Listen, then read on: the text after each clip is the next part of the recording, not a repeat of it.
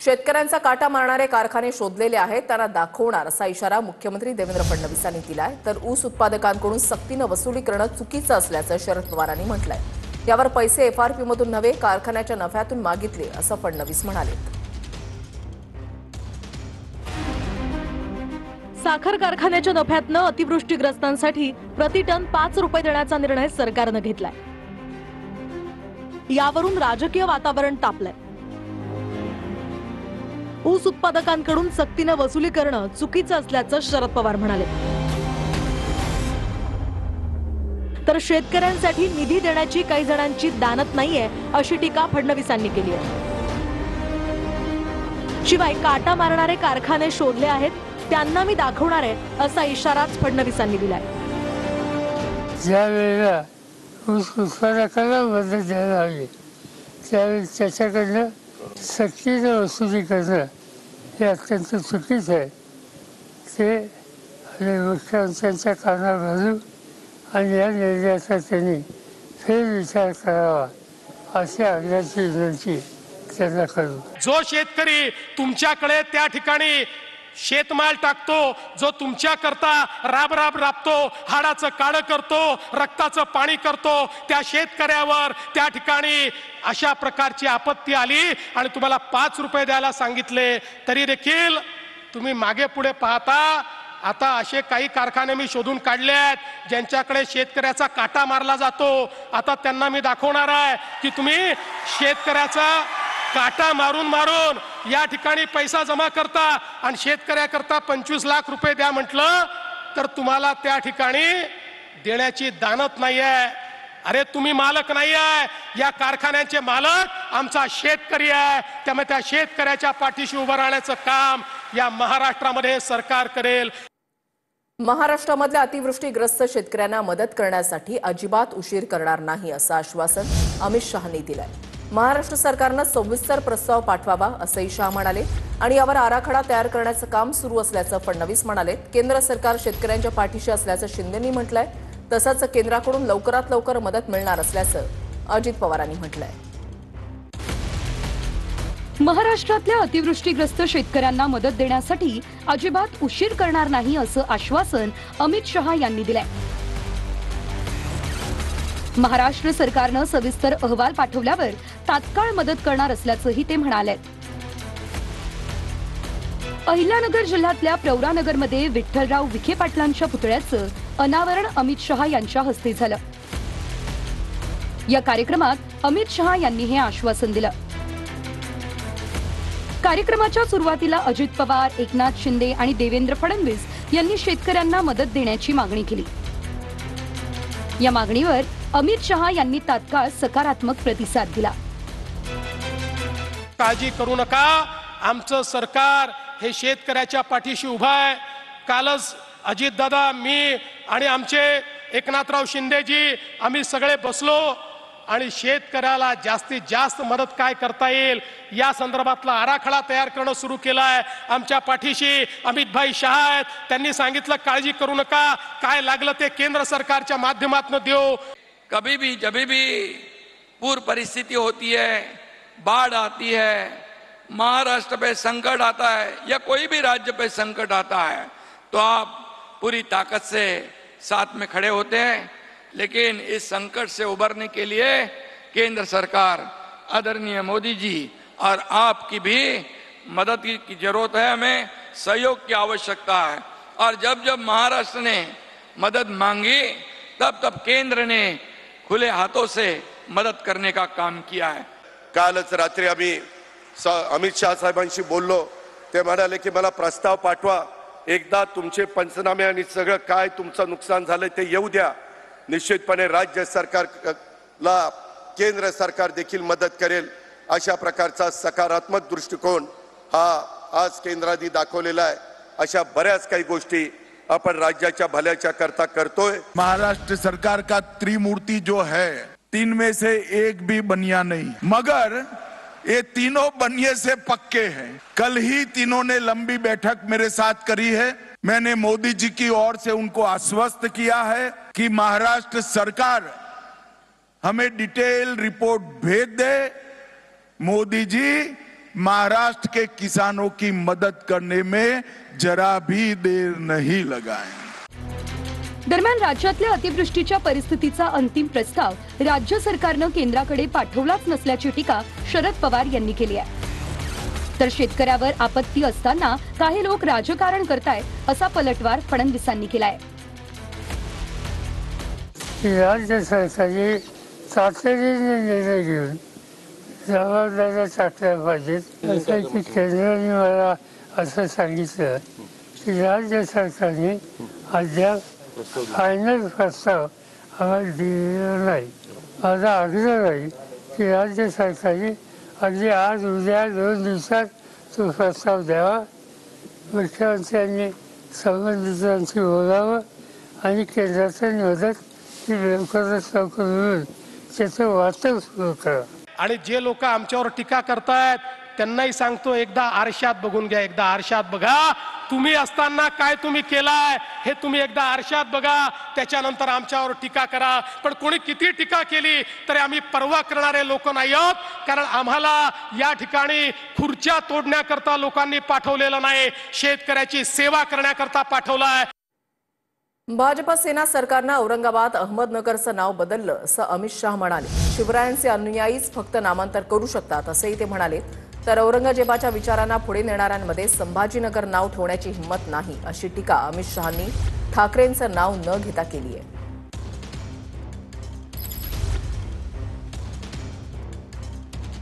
मुझे अच्छा लगा कि यह भूमि को, ये जिले को पुण्य श्लोक अहिल्याबाई के नाम के साथ जोड़ा गया है।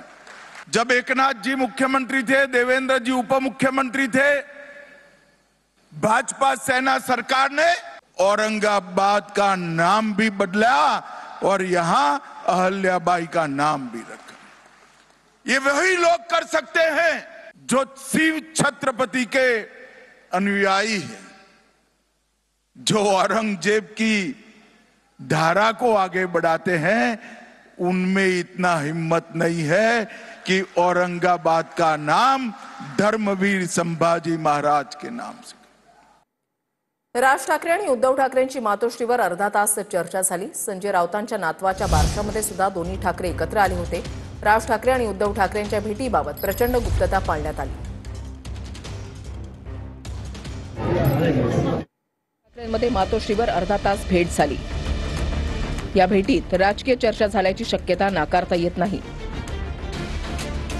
दुपारी 2:40 राज ठाकरे मातोश्रीवर दाखल झाले आणि 3:10 ते मातोश्रीच्या बाहेर पडले। त्याआधी वांद्र्यामधल्या MCAमध्ये झालेल्या संजय राऊतांच्या नातवाच्या बारशातही दोन्ही ठाकरे एकत्र होते। यावेळेला दोन्ही ठाकरे कुटुंबात संवादही रंगला होता। ठाकरेंच्या शिवसेनेचे अनेक नेते या कार्यक्रमात उपस्थित होते। राऊतांच्या कार्यक्रमातून आधी राज ठाकरे बाहेर पडले। राज ठाकरे यांना सोडण्यासाठी रश्मी ठाकरे आणि आदित्य ठाकरे बाहेर आले। राज ठाकरेंनी उद्धव ठाकरेंसोबत हस्तांदोलन करत निरोपही घेतला। त्यानंतर उद्धव ठाकरेही मातोश्रीकडे रवाना झाले, पण राज ठाकरेंची गाडी थेट मातोश्री निवासस्थानी गेली। राज ठाकरे आणि उद्धव ठाकरेंच्या या भेटीबद्दल गुप्तता पाळण्यात आली। राज उद्धव भेटीमध्ये कोणतेही इतर नेते मातोश्रीवर उपस्थित नव्हते। उद्धवजी ठाकरे साहेब खूप अगतिक झालेले आहेत। त्याच्यामुळे आपण बघा की कालच्याही मेळाव्यात ते बोलले आम्ही एकत्र कार्यक्रमात आलो म्हणजे एकत्र येण्यासाठी, परंतु राज ठाकरे साहेबांकडून अजून होय आम्ही एकत्र येतोय असं मनसेकडून अधिकृतपणे अजून तरी त्या ठिकाणी कळलेलं नाही आहे। परंतु ते दोघे एकत्र येत असतील तर त्यांना शुभेच्छा आहेत। त्यांनी त्यांच्या पक्षाचा निर्णय घ्यायचा आहे। मी पुन्हा म्हटलं ना की दरेकर बिचारे वाईटपणा घेतायत सारखे सारखे। शेलार आणि कंबोज सारखी माणसं मात्र सगळा मेवा खाऊन जात आहेत आणि दरेकरांच्या वाट्याला काही येत नाहीये, पण माझी सहानुभूती आहे दरेकरांच्या सोबत। आज उद्धव ठाकरे राज ठाकरेंची भेट झाली, मला माहिती नाही, मी इकडे आहे, झाली तर आनंद। त्या 2 भाऊ आहेत, एकमेकांना भेटले असेल त्याचा आनंद मानायला। खोकल्याच्या औषधामुळे मध्य प्रदेश राजस्थानमध्ये 16 मुलांचा मृत्यू झाला। केमिकलयुक्त औषधामुळे 16 चिमुकल्यांच्या दोन्ही किडन्या फेल झाल्या। खोकल्याच्या औषधात विषारी केमिकल मिसळल्याचा आरोप होतोय। कोल्ड्रीफ नावाच्या खोकल्याच्या औषधावर मध्य प्रदेश राजस्थानमध्ये बंदी घालण्यात आली आहे। विषारी केमिकल मिसळलेल्या खोकल्यांच्या औषधांमुळे लहान मुलांच्या मृत्यूचा आकडा 16 वर पोहोचलाय. राजस्थान आणि मध्य प्रदेशमधल्या घटनेनंतर संपूर्ण देशातून तीव्र प्रतिक्रिया उमटताय. तपासणीमध्ये दूषित सिरपमध्ये 48.6% डायएथिलीन ग्लायकोल हा विषारी घटक आढळून आलाय. धक्कादायक म्हणजे हा घटक वाहनांच्या ब्रेक ऑइलमध्ये वापरला जातो. यामुळे तब्बल 16 चिमुकल्यांच्या दोन्ही किडन्या फेल होऊन मृत्यू झाल्याचा आरोप आहे. मध्य प्रदेशमधल्या छिंदवाड्यामध्ये सर्वाधिक मुलं दगावली आहेत. त्यापैकी 5 जण सध्या नागपुरात उपचार घेत असून त्यापैकी 3 प्रकृती चिंताजनक आहे. या प्रकरणी मध्य प्रदेशमधल्या डॉक्टर सोनीला अटक केली गेली आहे. सरकारी डॉक्टर असून हा व्यक्ती खासगी क्लिनिक चालवत होता. त्यानंच खोकल्यांसाठी मुलांना हे दूषित औषध लिहून दिलं होतं. कलमानुसार डॉक्टरला 10 वर्ष जेल किंवा जन्मठेप होऊ शकते. मध्य प्रदेशसह 4 राज्यांनी कोल्ड्रिफ सिरपवर बंदी घातली आहे. कंपनीची इतर उत्पादनंही रोखण्यात आली आहेत. कोल्ड्रिफ औषध बनवणारी तमिळनाडूमधली श्रीसन फार्मास्युटिकल्स या कंपनीच्या विरुद्धही गुन्हा नोंदवला गेलाय. कोल्ड्रिफ आणि नेक्स्ट्रो डीएस या 2 औषधांचे नमुने तपासणीसाठी घेण्यात आले होते. त्यापैकी कोल्ड्रिफमध्ये विषारी घटक आढळलं असून नेक्स्ट्रो डीएसचे अहवाल निर्दोष असल्याची माहिती आहे. ज्या मुलांचा मृत्यू झाला त्यांना सर्दी खोकल्याचा त्रास होता. डॉक्टरांनी त्यांना दोन्ही वादग्रस्त कफ सिरप लिहून दिले. काही दिवस त्रास थांबला, मात्र पुन्हा सर्दी खोकला सुरू होऊन लघवी होणं थांबलं आणि काही दिवसातच मूत्रपिंड बंद होऊन 12 मुलं दगावली. महाराष्ट्रात पुणे विभागात संबंधित कफ सिरपची तपासणी केली गेली आहे. आतापर्यंतच्या तपासणीमध्ये वादग्रस्त कंपनीचं औषध आढळून न आल्याची माहिती आहे. डॉक्टरांना वादग्रस्त औषध लिहून न देण्याचे आदेश दिले गेलेत. या घटनेनंतर केंद्र सरकारनं सर्व राज्यांच्या आरोग्य सचिवांची तातडीनं बैठक बोलावली आहे. लहान मुलांना खोकल्याची औषधं सावधगिरीनं देण्याचे निर्देश दिलेले आहेत. 2 वर्षाच्या आतील मुलांना खोकल्याचं औषध अजिबात देऊ नये असंही सांगितलं गेलंय. तर 5 वर्षाखालील मुलांना देखील डॉक्टरांच्या शिफारशीशिवाय कोणत्याही खोकल्याचं औषध न देण्याचा सल्ला देण्यात आलाय. तज्ज्ञांच्या मते 5 वर्षाच्या आतील मुलांचा खोकला औषधाशिवाय बरा होतो. त्यामुळे औषधांच्या ऐवजी मुलांना आराम आणि इतर योग्य घरगुती उपचारांवर भर देण्याचं आवाहन केलं गेलंय. 14 लहान मुलं दगावल्यानंतर आता आरोग्य यंत्रणा खडबडून जागी झाली आहे. मात्र अन्न आणि औषध प्रशासनाच्या परवानगीशिवाय अशी औषधं बाजारामध्ये कशी येतात? जो विषारी घटक वाहनांच्या ब्रेक ऑइलसाठी वापरला जातो ते लहान मुलांच्या खोकल्याच्या औषधामध्ये तब्बल 48% प्रमाणामध्ये कसं काय मिसळलं जातं, हा प्रश्न सर्वांनाच थक्क करतोय. खाण्यापिण्यात तर भेसळ आहेच, मात्र जर आता लहान मुलांच्या औषधातही भेसळ होऊ लागली तर सामान्यांनी काय करायचं? एरवी फक्त दर दिवाळीला खवा मेव्यामधली भेसळ पकडून स्वतःची पाठ थोपटून घेणारा अन्न आणि औषध प्रशासन विभाग अशा वेळेला कुठे झोपा काढत असतं, हा देखील प्रश्न आहे. Bureau report, TV9 Marathi. Ramdas कदमांच्या पत्नी ज्योती कदमांनीच माध्यमांच्या समोर येत परबांच्या आरोपांचं खंडन केलेलं आहे. स्टोव्हमुळे माझा पदर जळाला होता असं ज्योती कदम यांनी म्हटलंय. तर मी आणि माझी पत्नी परबांच्या विरोधात कोर्टात जाणार असल्याचा इशारा रामदास कदमांनी दिलाय. दरम्यान रामदास कदमांच्या बायकोची साडी जळाली की जाळली असा सवाल परबांनी केला होता. 1993 साली ज्योती रामदास कदम यांनी आत्महत्या का करायचा प्रयत्न केला, स्वतःला का जाळून घ्यायचा प्रयत्न केला, जाळलं. आजही तिकडे खेडमध्ये साक्षीदार आहेत घटनेचे. वेळ पडली तर त्यांना देखील मी समोर आणू शकतो.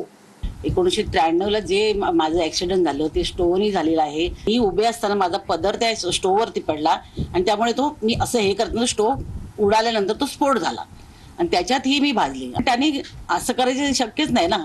राजकारण करण्यासाठी तुम्ही दुसऱ्यांच्या फॅमिलीचा विचार करता, तुम्ही फॅमिलीला घेतायच मग तुमची राजकीय पुढे बाजू घेण्यासाठी. आणि हे भोगायला लागते अनिल पवारला. मी माझी मिसेस अनिल पवारच्या विरोधामध्ये न्यायालयात जाणार. त्यांनी नाहक आमची बदनाम केली, माझ्या पत्नीची बदनाम केली. मी तिचा ॲफिडेव्हिट देतोय, ते रजिस्टर करून घेतो आम्ही. शरद पवारांचे आमदार बापू पठारेंना धक्काबुक्की झाल्याची घटना घडली होती. अजितदादांच्या राष्ट्रवादीचे बंडू खानवे यांच्यासोबत लोहगाव भागात वाद झाला होता. मात्र बापू पठारे आणि त्यांच्या ड्रायव्हरनंच मला मारहाण केली असा आरोप बंडू खानवे यांनी केलाय. त्यावर बापू पठारेंनी सुद्धा उत्तर दिलंय. ड्रायव्हरनी मला मारलं, बापू पठारेंनी मला मारलं, माझे गचुंड धरलं, माझा शर्ट फाटलाय. सर मी कालचा घातलेला शर्ट दाखवला तर तुमच्या लक्षात येईल. जवळजवळ 4-4.5 हजार लोकांचा मॉब त्या ठिकाणी सुरेंद्र दादा घेऊन येत आहेत. हे कशासाठी? अरे 3 इलेक्शनला तुमचं पार जीवाचं रान करून आम्ही इलेक्शनला कामं केली आणि एक इलेक्शनला फक्त तुमच्या सोबत नव्हतं म्हणून एवढा राग धरायचा.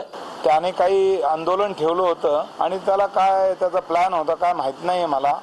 तर त्याने डायरेक्ट येऊन माझ्या इकडे पकडलं आणि मला मारायचा प्रयत्न केला. तोपर्यंत 1-2 मिनिटात त्याचे 8-10 भाऊ 10 ते 12 चुलत्याची मुलं आली आणि त्यांनी डायरेक्ट माझ्या ड्रायव्हरला लाथाबुक्क्यांनी मारायला सुरुवात केली. बघता बघता 50-100 लोक त्याने जमा केले.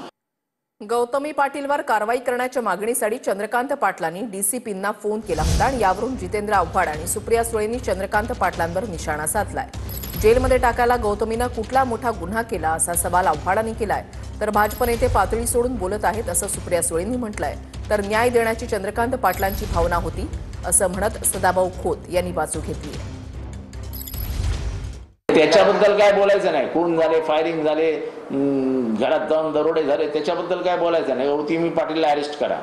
काय मर्दमुखी हो, त्यातल्या मर्दाच्या औलादी येते. ज्या पक्षाकडून मला कधीच अपेक्षा नव्हती की एवढी पातळी सोडतील, तर त्याच सुसंस्कृत भारतीय जनता पक्षाच्या काही लोकांच्याकडून जी भाष्य येत आहेत ही आश्चर्यजनक आहे. हे जे वाचाळ वीर आहेत हे कुणाचे आहेत?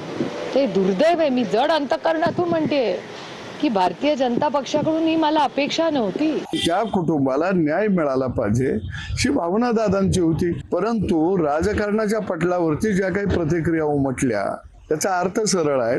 या प्रस्थापितांना विस्थापित माणसे राजकारणामध्ये